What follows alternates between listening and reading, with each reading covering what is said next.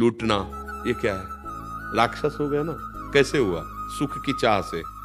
और यद्यप उसको सुख नहीं चाहिए, वो सुख राशि है, पर अपने को भूलकर शरीर भाव में आ गया, इसलिए ऐसी। समझ पा रहे हैं?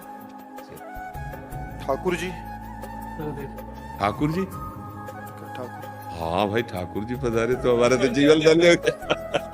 जी जी। राधे राधे महाराज जी। महाराज जी, आपके सत्संग में सुना और समझा है कि मनुष्य देह भगवत प्राप्ति के लिए मिली है और सांसारिक सफलता क्षणिक है, परंतु फिर भी मन उसी की कोशिशों में लगा रहता है और असफल होने पर अत्यंत व्याकुल हो जाता है, डिप्रेशन में आ जाता है। हाँ, ये नहीं होना चाहिए। मतलब असफल होने पर डिप्रेशन में हम इसलिए पहुंच जाते हैं कि हमारा आश्रय ठीक नहीं है।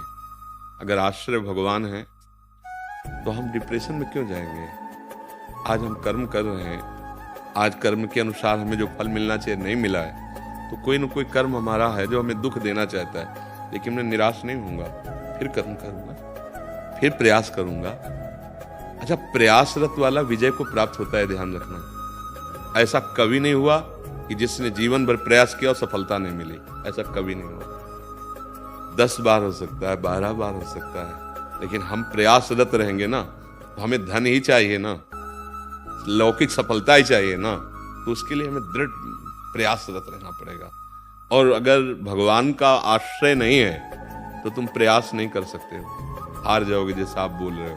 और भगवान का आश्रय है तो फिर हारोगे नहीं। आप टूट इसलिए जाते हैं क्योंकि आपको भगवान का भरोसा असलियत में नहीं है, असलियत में नहीं।